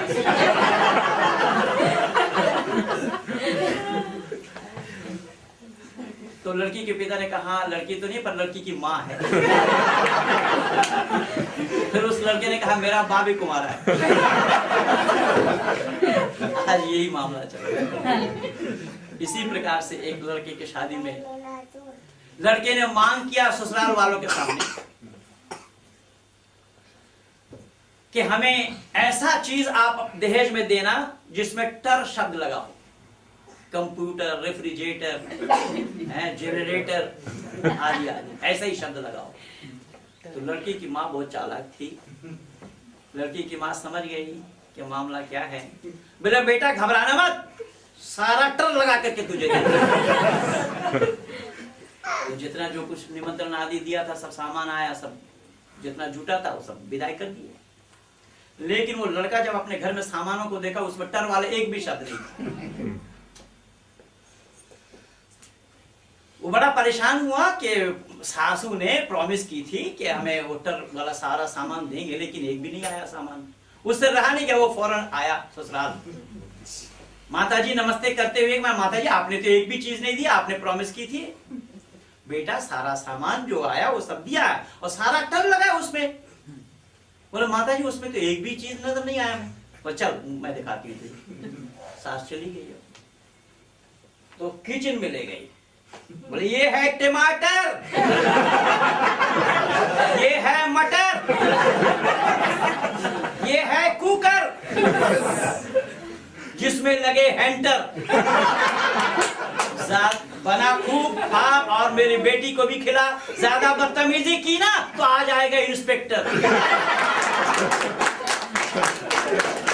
वाकई में आज जो मामला, जो स्थिति देश की है, विश्व का है, ऋषि दयानंद के विचारधारा से ही हम मानवता का प्रचार कर सकते हैं, मानवता की रक्षा कर सकते हैं। इसी मानवता के आधार पर हम अपना जीवन को सफल बना सकते हैं। इसीलिए मैं आप लोगों के सामने अधिक ना कहता हुआ इतना ही निवेदन कर रहा हूं कि बनाए शौक से वो शान लखनऊ की, मगर गोमती को गंगा नहीं बना सकते। अरे गंगा गंगा है, गोमती गोमती है, क्योंकि लखनऊ में गोमती है और बनारस में, इलाहाबाद में गंगा है। तो लोग चाहते हैं कि गोमती को भी गंगा बनाए। तो मैंने कहा कि बनाए शौक से वो शान लखनऊ की, मगर गोमती को गंगा नहीं बना सकते। तो लोग कहते हैं क्यों गंगा नहीं बनते, हम तो गंगा ही बनना चाहेंगे। तो मैं उन लोगों से और पूछता हूं कि भैया गंगा क्यों बनना चाहते हो? हम तो तुम्हें समुंदर मानते हैं। बोले हमें समुंदर क्यों मानते, हम तो गंगा बनना चाहते हैं। मैं उनसे कहता हूं, उन लोगों से यही कहता हूं कि भाई गंगा के समुद्र के मुकाबले में गंगा बहुत छोटी है। हम आर्य समाज के लोग हैं, हम तो आप लोगों को बादशाह मानते हैं। जैसा फूलों का बादशाह होता है गुलाब, गुलाब के इर्द गिर्द कांटे लगे होते हैं ताकि उस गुलाब को कोई तोड़ ना पावे। आर्य समाज को अगर लोगों ने कांटा समझा, आर्य समाज कांटा बन करके औरों की रक्षा के लिए, बादशाहत की रक्षा के लिए आर्य समाज ने चौकीदारी का काम किया है, कर रहा है, आगे भी करता रहेगा। लेकिन फिर भी अगर आप जबरदस्ती गंगा ही बनना चाहते हैं तो मैं भी पूछने के लिए बात हो जाता हूं कि गंगा बहती कहां से है, गंगा की शुरुआत कहां से है? तो लोग कहते हैं गंगा की शुरुआत है शंकर की जटा से। गंगा कहां से बहती है? बोले शंकर की जटा से। तो फौरन मैं जवाब दे देता हूं कि मेरे भाई, अगर गंगा की शुरुआत शंकर की जटा से है, गंगा बहती है शंकर की जटा से, तो आर्य समाज बहती है मूल शंकर की जटा से। वो केवल शंकर है और ये मूल शंकर है। इसलिए बंधुओं, मूल शंकर से मूल शंकर बड़ा है। मूल शंकर को दुश्मन मत समझना और शंकर के अनुयायियों को दुश्मन मत समझना। आर्य समाज प्रहरी है, आर्य समाज ने प्रहरी के रूप में काम किया है। कर रहा है, आगे दम तक करता ही रहेगा, मरते दम तक। इसलिए आर्य समाज आपका दुश्मन नहीं है। आर्य समाज को सहयोग दीजिए। आर्य समाज दिन दुगनी रात चौगनी तरक्की करे। आर्य समाज बचेगा तो आप बचेंगे। ये मैं नहीं कह रहा हूं, पंडित मदन मोहन मालवीय जो भारतवर्ष के एक गिने माने जाने हुए विद्वान थे और विद्या जगत के अच्छे मूर्धन विद्वान रहे, जिन्होंने बनारस हिंदू यूनिवर्सिटी को कायम किया। और पंडित मदन मोहन मालवीय जी लिख रहे हैं कि आर्य समाज के लोग जब दौड़ने लगते हैं तो हिंदू समाज वाले खड़े रह जाते हैं। खुदा ना खास्ता कोई समय अगर ऐसा आ भी जावे कि आर्य समाज के लोग जिस दिन खड़े रह जाएंगे, हिंदू समाज वाले बैठ जाएंगे। बोले आर्य समाज वाले जब बैठ जाएंगे, हिंदू समाज वाले लेट जाएंगे। जब आर्य समाज वाले लेट जाएंगे तो हिंदू समाज वाले मर जाएंगे। ये मैं नहीं कह रहा हूं, पंडित मदन मोहन मालवीय।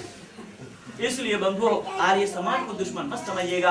आर्य समाज प्रहरी है, आर्य समाज चौकीदार है। आर्य समाज ने मुर्दों में भी जान फूंका है, चाहे वो शास्त्रार्थ इस्लाम जगत वालों के साथ हो, चाहे वो शास्त्रार्थ पौराणिक जगत वालों के साथ हो, चाहे वो शास्त्रार्थ ईसाइयों के साथ हो।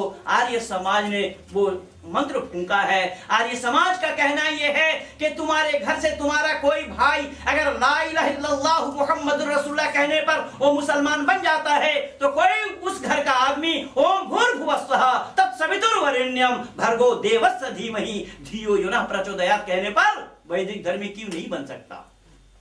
लोगों ने दरवाजा बंद कर दिया था। अपने घर में घुसने के लिए इस दरवाजा को अगर खोला तो दयानंद ने खोला। उदाहरण के रूप में छोटा सा चुटकुला एक सुना दूं कि एक आर्य समाजी परिवार का लड़का था, एक पंडित परिवार का लड़का था और एक जाट परिवार का लड़का। तीनों लड़का चले गए स्कूल से घूमने के लिए, तो वहां पर एक मुसलमान ने तरबूज का बगीचा लगा रखा था। उस तरबूज को तोड़ा और खूब बगीचे में खाया। और मौसम ऐसा था, प्यास लगी। उस रमजान मियाँ का वो था बगीचा, रमजान मियाँ के मटके से पानी पिया तीनों ने। जब तीनों ने पानी पिया तो तीनों पानी पीने के बाद उन तीनों को होश आया और पंडित का जो लड़का था उसने कहा अरे मैं तो मुसलमान बन गया। बोले काहे? बोले मुसलमान बन गया तो अब वो रमजानी मियाँ का पानी जो पी लिया। तो तीनों आपस में रोते रोते घर आए। जब तीनों रोते रोते घर आए तो पंडित जी के जो बच्चे थे, पंडित जी की पत्नी ने कही कि ठीक है तेरे पिताजी आ जाएं तो फिर हरिद्वार भेजेंगे, तुझे स्नान करा करके लाएंगे और शुद्धि कराना होगा, जैसा होगा करेंगे। तो जो जाट परिवार का था वो भी परेशान हुआ। उसने कहा कि ठीक है जैसा भी होगा पंडित जी जो करेंगे हम भी वही करेंगे। तो आर्य समाज परिवार का जो लड़का था वो भी रो रहा था, माँ मैं तो आज रमजानी मियाँ का घड़ा का पानी पिया।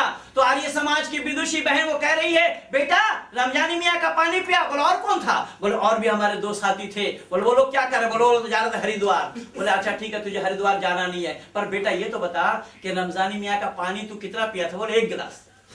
बोले अपना गिलास उठा, अपने घर से गिलास उठा और आंगन में नल है, नल को खूब चला और 4 गिलास पानी पी ले। 4 गिलास पानी पी करके तू जा बाथरूम चला जा, टॉयलेट चला जा, रमजानी मियाँ का पानी निकाल दे, अपने वाला पानी को रख ले। मैंने निवेदन किया कि यह मंत्र तो केवल दयानंद ही फूंका था। अगर दयानंद ना आते होते इस काम को करने वाला कोई भी नहीं था। तो मैं 4 मिनट आप लोगों का ज्यादा ले लिया हूँ, वैसे लिया नहीं, मैं खुद दिया भी हूँ, इसलिए मैं और अतिक्रमण न करता हुआ, परेशान न करता हुआ इतना अवश्य बता दूं कि महेंद्र पाल के विचारों को जो आप लोग सुने हैं, लाखों रुपया खर्च करने के बाद भी कोई विद्वान ऐसा विषय को सुनाने के लिए आएगा ही नहीं। क्योंकि मैं भी 25 वर्षों में समग्र आर्य जगत में घूम रहा हूँ। आर्य जगत में लोग केवल मुंह देखा बात करते हैं। आर्य समाज में हमारे कान में भी, यहाँ पर आया मैं, यहाँ पर हमारे कान में भी कहा गया ऐसा ना बोलना, ऐसा ना बोलना। मैंने कहा तुम्हारे बोलने से मैं अगर बोलूंगा तो अपने आप बोल लो, मैं जा रहा हूँ। तुम्हारे बोलने से मैं क्यों बोलूं? बोलूंगा तो मैं अपने मन से बोलूंगा। मैं सिद्धांत, अगर मैं कोई सिद्धांत से गलत बोल रहा हूं तब रोको, पर आज सिद्धांत का प्रचार नहीं हो रहा है। इसीलिए हमारे आर्य समाज में विद्वानों की कमी नहीं है, लेकिन सिद्धांत के जानकारों की कमी है। इसीलिए मैंने निवेदन किया कि हम और आप ऋषिवर देव दयानंद के सिद्धांत से जुड़े हुए हैं। आर्य समाज एक क्रांतिकारी आंदोलन है। आर्य समाज क्या है? एक क्रांतिकारी आंदोलन है। तो लोग कहते हैं कि अरे आर्य समाज क्रांतिकारी आंदोलन है, आर्य समाज ने तो खंडन किया। उनका खंडन किया, बोला कुरान का खंडन किया, बाइबल का खंडन किया, पुराण का खंडन किया, आदि आदि किया। तो उन लोगों के लिए एक छोटा सा शेर सुनाकर विराम दे देता हूं कि बंधु ये सरासर गलत है, आर्य समाज के ऊपर ये इल्जाम लगाना है। आपने हमें भोजन कराने के लिए बिठाया, रोटी चावल दाल सब्जी सब मेरे सामने में परोसा। अच्छा बंधु, जिम्मेदारी के साथ मुझे बताना कि रोटी को बिना खंडित किए, बिना तोड़े, बिना फाड़े, बिना चीरे, बिना टुकड़ा बनाए मैं पेट भर लूंगा क्या? नहीं। तो खाने से भी तो खंडन ही हो रहा है, क्या कर रहे हो आप? खाने का नाम खंडन होगा कि नहीं होगा? अच्छा, मैं जिस कुर्ता को पहना हूं, ये कपड़ा खरीद करके मैंने दर्जी को दिया, दर्जी से मैंने कहा कैंची लगाना मत, कुर्ता बना दो, संभव है? नहीं, कभी भी। इसलिए मैं निवेदन कर रहा हूं कि आईना चेहरे का हर दाग दिखा देता है। आईना क्या करता है? चेहरे का हर दाग दिखा देता है। ये उसकी फितरत का तकाजा है। ये शिकवा कैसा? आईना की फितरत क्या है? हू बहू दिखा देना चेहरे को। ये आईना की फितरत है, उसकी ड्यूटी है। और हमारे आपके चेहरे में किसी के दाग लगे हो, आईना के सामने में जाएंगे तो दाग वाला देखेंगे या फ्रेश? दाग वाला। और आईना पर दोष लगाना क्या होगा? बेकार होगा, फजूल होगा। इसलिए मैं निवेदन कर रहा हूं कि आईना पर दोष लगाना बेकार होगा। इसीलिए मैंने निवेदन किया कि आईना चेहरे का हर दाग दिखा देता है। ये उसकी फितरत का तकादा है। ये शिकवा कैसा? आप सत्यार्थ की तनकीद से नाराज ना हो, अपने चेहरे को ही धो डालिए। और ये गुस्सा कैसा? अरे सत्यार्थ माने सत्यार्थ प्रकाश। दयानंद ने जो सत्यार्थ प्रकाश में आलोचना किया है उससे आप नाराज ना हो। तनकीद की माने आलोचना, उससे नाराज ना हो। दयानंद ने केवल दागों को ही दर्शाया। उन दागों को धोई, आईना के सामने में खड़ा हो जाइए, चेहरा बिल्कुल फ्रेश नजर आएगा। अगर दाग समेत जाएंगे आईना के सामने में तो दाग वाला ही देखना पड़ेगा। आईना पर दोष लगाना बेकार होगा। इसलिए छोटा सा उपमा देना बड़ा जरूरी होता है। उपमा इस प्रकार से है कि अभी अभी आईना का प्रचलन हुआ। एक भाई गए बाजार में, जिन्होंने आईना को देखा कि चेहरे को हूबहू दिखा देता है, उनको बड़ी अच्छी लगी। उन्होंने खरीदा, आईना को खरीद करके अपने घर ले आए। दिन भर कई बार देखते रहे और बक्से के अंदर में छुपा कर रखते रहे। उनकी पत्नी एक दिन देखती है मेरे पतिदेव बक्से से कुछ निकालते हैं, देखते हैं, फिर उसमें रख देते हैं, पता नहीं क्या मामला है। तो पतिदेव एक दिन घर से बाहर चले गए। पत्नी को मौका मिला, वो उस बक्से को खोली, आईना को निकाल कर देखने लगी। वो बहन आईना कभी देखी नहीं थी पहले। वो आईना को निकाल कर देखने लगी, उसी का ही चेहरा उसमें नजर आया। वो ये सोचने लगी कि मेरे पतिदेव बाजार से कोई और महिला को अपने साथ ले। वो रोने लगी, चीखने और भिलभिलाने लगी। घर में सास की माता जी, बुढ़िया बेचारी, बहू की रोने का आवाज सुनती है तो पूछ रही है, बेटी क्यों रो रही है तू? माता जी देखिए ना आपके लड़के ने क्या तमाशा किया है। क्या किया मेरे बेटे ने? अरे उन्होंने तो बाजार से कोई पराया महिला को भी अपने साथ ले रखा। माँ भी आईना देखी नहीं थी, माँ तो थी बुढ़िया। माँ ने कही कि मुझे भी दिखा एक बार, कौन सी महिला लाए मेरे बेटे, मैं देखूं। माँ के हाथ में दिया गया। माँ भी बुढ़ापन सा चेहरा देख रही है और माँ भी बुढ़ापन सा चेहरा देख करके ये कह रही है कि हाँ मेरे बेटे ने गलती की है। सबसे बड़ी गलती तो उस नालायक ने ये की कि बाजार से उसे कोई पराया महिला को ही लाना था। वो जवान देख करके लाता, वो तो बुढ़िया सही। कहने का मतलब तात्पर्य ये है कि आईना के सामने में जैसे चेहरे वाले लोग जाएंगे वैसा ही चेहरा उनको नजर आएगा बंधुओं। इसलिए आईना में दोष मत लगाइए। तो दयानंद ने सत्यार्थ प्रकाश को आईना बना करके धर दिया है। दयानंद ने क्या किया? सत्यार्थ प्रकाश को आईना बना करके धर दिया है। और आईना के सामने में जाने के लिए हमें फ्रेश होकर के ही जाना पड़ेगा। इसलिए जितने भी दोष हैं दयानंद ने, चाहे वो कुरानी हो, पुरानी हो और किरानी हो, इन सब ग्रंथों को दयानंद ने जाली ग्रंथ लिखा। उन सब ग्रंथों को क्या ग्रंथ लिखा? जाली ग्रंथ। और उनके मानने वाले लोग भी जाली ग्रंथ को पढ़ने वाले लोग जाली होंगे या काली? हाँ भाई जाली ग्रंथ को पढ़ने वाले भी तो जाली होंगे या एक नंबर के होंगे? वो एक नंबर के है भी नहीं, ये भी सुन लीजिए, एक नंबर के ये है भी नहीं। ये लूत नाम के पैगंबर थे, कुरान और बाइबल दोनों ने स्वीकार किया है। अपने लड़की से ही संतान उत्पन्न कराया, अपने लड़की से ही वंश चलाया। ये उन्हीं के ही संतान है। इसीलिए दयानंद ने बहुत मार्मिक शब्दों में जाली ग्रंथ लिखा है। और जाली ग्रंथ के मानने वाले लोग भी जाली हुआ करते, प्योर नहीं। और प्योर कैसे नहीं, तो छोटा सा एक उदाहरण दे रहा, यद्यपि मैं बढ़ते बढ़ते 14 मिनट और हो गया, 10 मिनट और हो रहा है। खैर, कल से तो आना नहीं है ना आप लोगों को ना मुझे, सवेरे वाली गाड़ी से। तो ऐसा ही है कि सवेरे वाली गाड़ी से। तो बंधुओं, निवेदन कर रहा हूं मैं कि आप लोग तो प्योर हैं। एक बार की बात है कि महात्मा बुद्ध का घोड़ा, राजा का घोड़ा पानी में, दलदल में फंस गया, वहां मिट्टी में। तो मिट्टी में जब दलदल में फंस गया तो लोग उसको निकालने का प्रयास कर रहे हैं। वो इसमें हाथी को निकालने का प्रयास कर रहे हैं, घोड़ा नहीं, हाथी। हाथी जब दलदल में फंस गया, उसको निकालने का प्रयास कर रहे हैं, वो निकल नहीं रहा है। तो एक व्यक्ति वहां से जा रहे थे, उस व्यक्ति ने पूछा, अरे इस हाथी को तुम लोग निकाल रहे हैं, वो और फंसता चला जा रहा है, पर हाथी किसका है वो तो बोलो। हाथी किसी जोगी का है, भिखारी का है या राजा का है? तो लोगों ने कहा कि नहीं, हाथी तो राजा का है। बोला, जब हाथी राजा का है और तुम लोग जोगी भिखारी वाला तरीका से उसको निकाल रहे हो, बोले ये कभी नहीं निकलेगा। अगर राजा का हाथी है तो जाओ ढोल नगाड़ा ले आओ और रणभेरी में, युद्ध के मैदान में जो बाजा बजाया जाता है उस बाजा को बजाओ, यह हाथी अभी निकल करके बाहर आ जाएगा। क्यों? कि जब उस बाजा को लाया गया और बजाना शुरू कर दिया लोगों ने, तो हाथी के अचानक याद आया, अरे मैं जब युद्ध में होता था तो इसी तरीके से ये बाजा हम सुनते थे, और वो अपना जोर लगाया और फौरन निकल करके बाहर खड़ा हुआ। तो बंधु, आप लोग तो दयानंद रूपी राजा के हाथी हैं।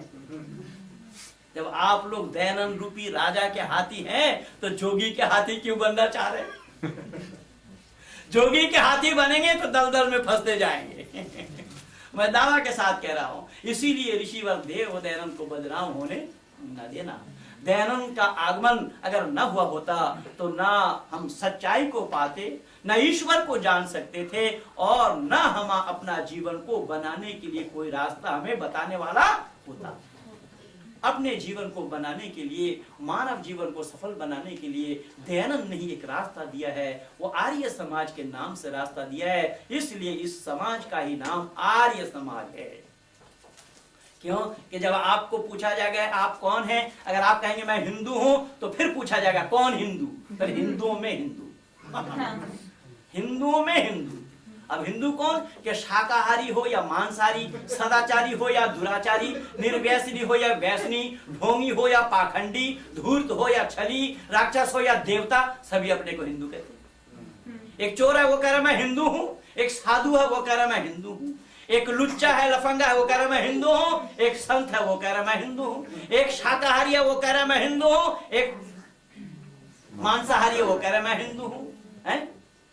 तो इसी तरीके से अगर आपसे पूछा जाएगा आप कौन हैं, आप कहेंगे मैं आर्य हूं, तो गलती से भी कोई ये पूछने की हिम्मत नहीं जुटा पाएंगे कि कौन आर्य, क्योंकि आर्य होता एक ही है, जो गुण कर्म स्वभाव से श्रेष्ठ है उनका नाम आर्य है। इसीलिए आर्य हमारा नाम है। हमारी बेटी ने बहुत सुंदर ढंग से, तीनों भाई बहनों ने मिलकर के बहुत सुंदर ढंग से आप लोगों को सुनाया है। और मेरे भाई साहब ने भी कहा कि ये बेटी केवल एक माता पिता की हैं, और हर कोई माता पिता अगर अपने बच्चों को इसी तरीके से तैयार करे तो हमारा जो जनरेशन है, हमारा जो संतति है, हमारा जो वंश है, हमारा जो परिवार है, हमारा जो घर है, हम अपने घर को बना सकते हैं। अगर रंग रलियों में ही डांस देखने के लिए और क्लब में भेजेंगे तो उससे कुछ बात बनने वाली नहीं है। इन्हीं शब्दों के साथ मैं और आगे बढ़ता हुआ अपनी वाणी को यहीं पर विराम दे रहा हूं। आप सब लोगों को बहुत बहुत धन्यवाद। केवल एक शब्द में ही विराम दे देता हूं